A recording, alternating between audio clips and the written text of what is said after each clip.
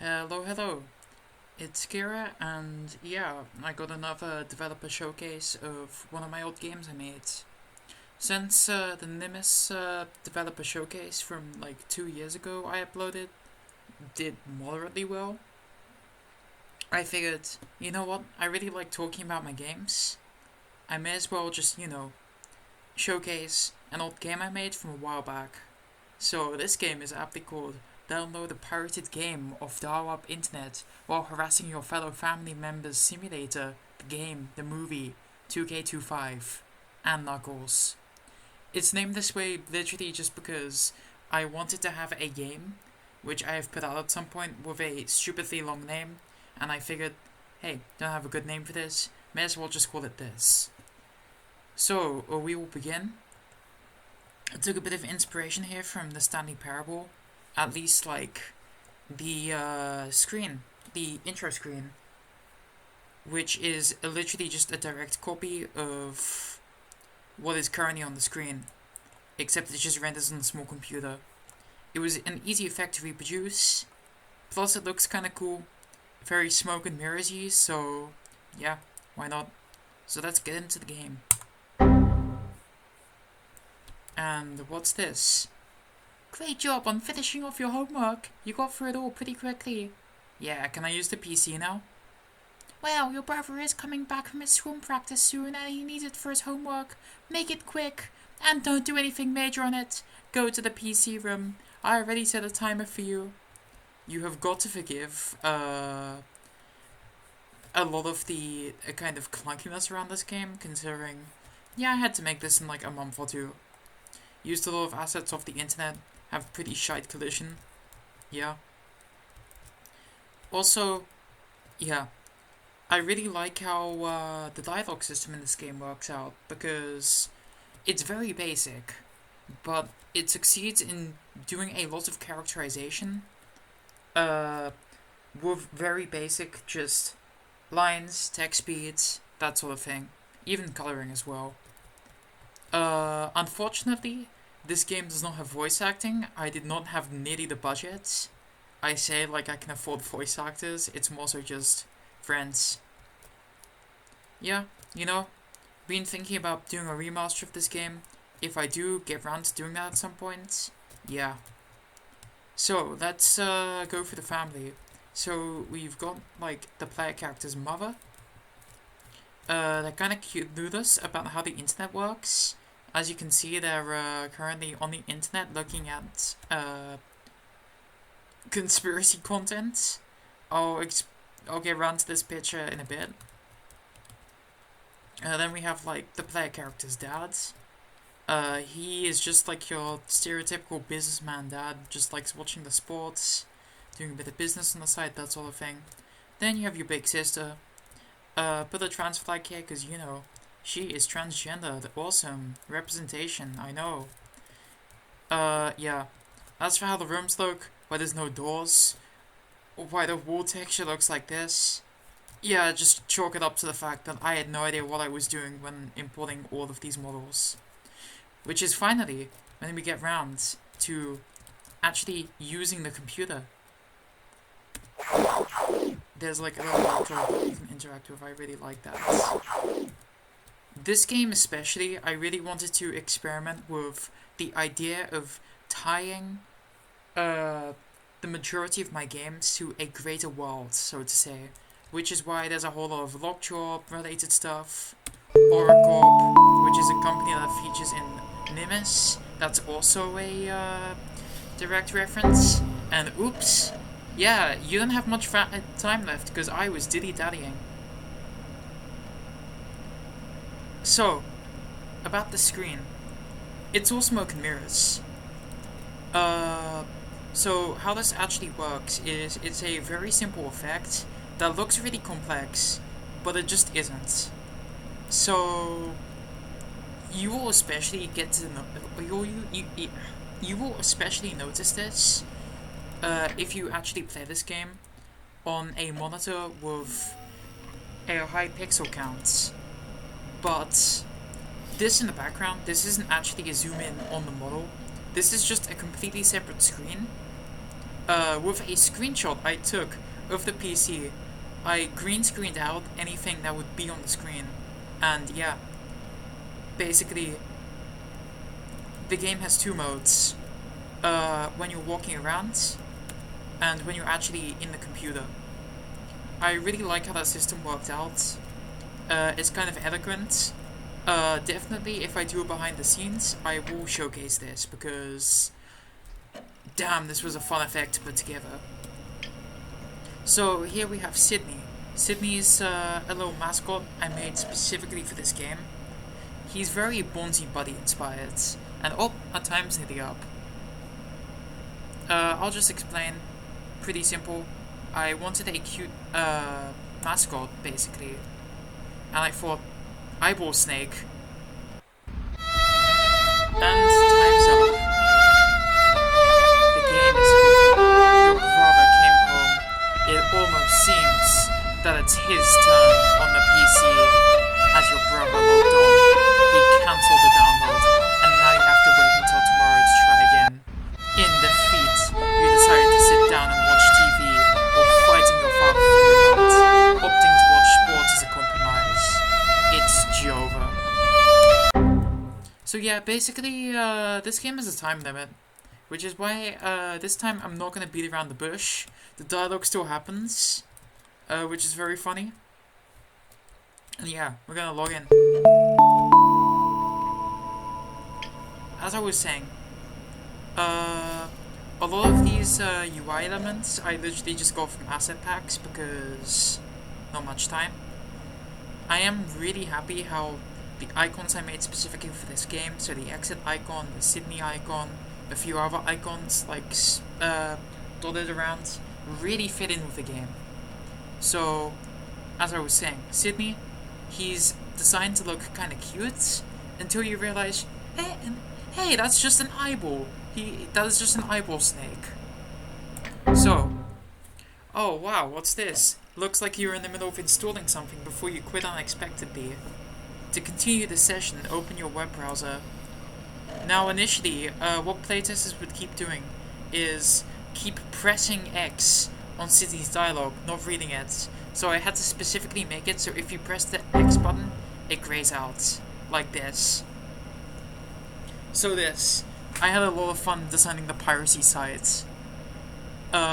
Genuinely, I ripped all of this, at least this description, off an actual piracy site that I used to stream movies off of. And I just replaced every instance of movie with game. As for the rest, yeah, big, messed up looking download button, star ratings for some reason, just the awful looking icon. Yeah, I had a field day making this.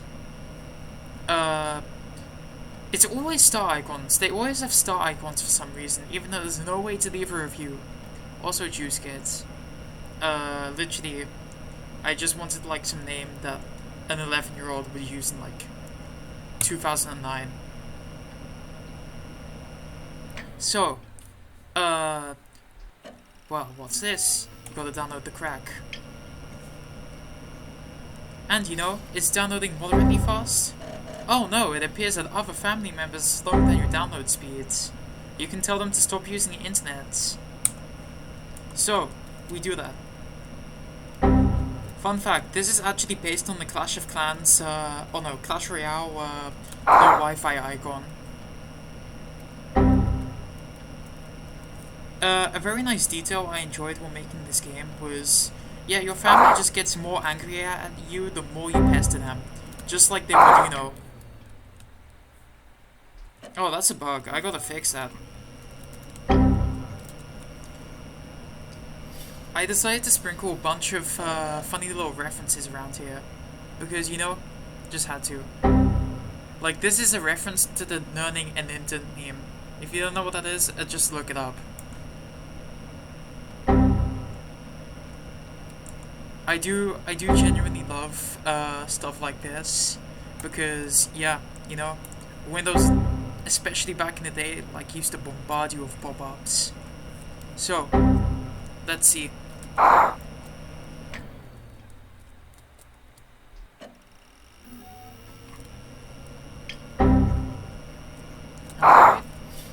to continue harassing our family, as the namesake suggests. Wait. Oh, that's kind of funny. Yeah, this family has shit taste in decoration. They literally hung up the same pictures, and one of them is just floating. That's awesome.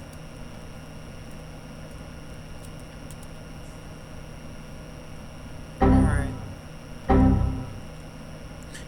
Part of the whole thing about the pop-ups was I really wanted to make it a mini puzzle of sorts. Oh no. I am not going to be able to download this game. I am not going to be able to... Yes! Open it! Open it! Oh no. Oh no.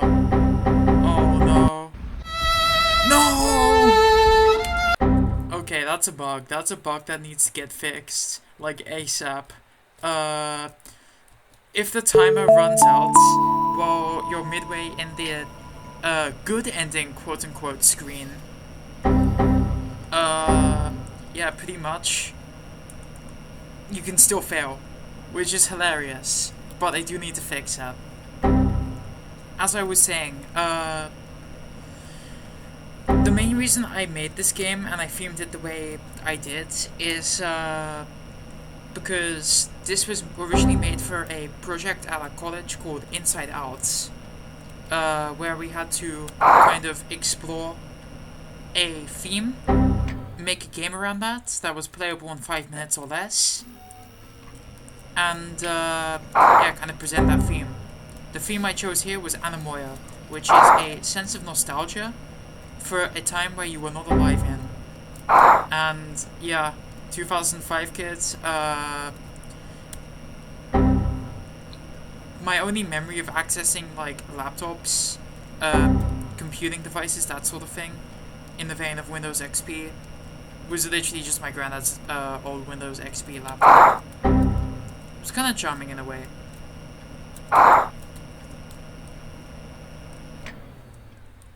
Oh yeah, now I can showcase where your family will actually get pissed at you. Also, yeah.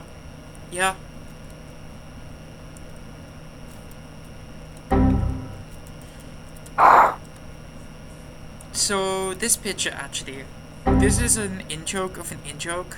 This is an old enemy from my tower defense game. At least, concept art. And this is just and it's just rotoscoped over an image of me soyjacking, visiting the London Eye. It's a very specific in-joke that not many people would get without me having to explain it, but yeah, you know, it's funny, and it parodies those really old, like, has science gone too far adverts. Dad, can you stop quoting people? Yeah, sure, let me reschedule my entire business day as well. I kind of love just how, as the game progresses, the player character gets more and more, like, demanding. Can you stop using the landline? Well, can you stop barging into my room every 30 seconds? Jesus. Okay, we're almost done here. Oh my god, that's a lot of pop-ups. That's a lot of pop-ups. 1 minute 40. Okay. Okay. There we go. And this is my favorite part. Well, can you? Leave me the fuck alone! So yeah, this is officially like my first F-bomb in any of my games. And I'm really pleased that like it just fits so well. So, 1 minute 06. Awesome. One thing I do lament is not giving the player enough time to admire like all the pop-ups. But you know. And look at that, my download is done. Fuck off. Oh no. Wow, we got a virus, how scary.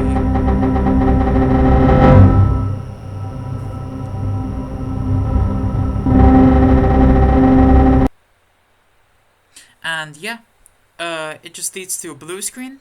This is also, I'm pretty sure, just copy-pasted from Windows XP or something like that. I don't remember. All I remember is like hacking this up together in like 30 minutes. Yeah, something like that. The blinking text as well was a neat effect. And yeah, pretty much that is the game. So we got all the asset packs here. Uh, Even though I do wish I used less of them. To be fair, I didn't really know much about tools. Plus, I was moving laptops at the time. So yeah, the fact that I didn't make many original models for this game makes sense. As for the rest, we got our testers, and yeah, if this video gets like enough engagement or anything like that, hell, if enough people beg me in the comments, I will be sure to do it behind the scenes. Hell, I have at least 2 to 3 other games which I'd really like to explore. I'm sitting on a mountain of unreleased games where, like, once I get past my executive dysfunction, I will try to release them in a reasonable time. But college is college. Sometimes you have to leave projects behind, work on them later, that sort of thing. But yeah, uh, thanks a lot for tuning in if you've watched this the entire time. If you haven't and you've skipped the end, fuck you. Also, yeah, thanks. Watch this video just get absolutely butchered when I export it. Yeah. See you around, I guess. Akiora out. Skadoosh. Is this gonna be a catchphrase? I don't know. Skadoosh.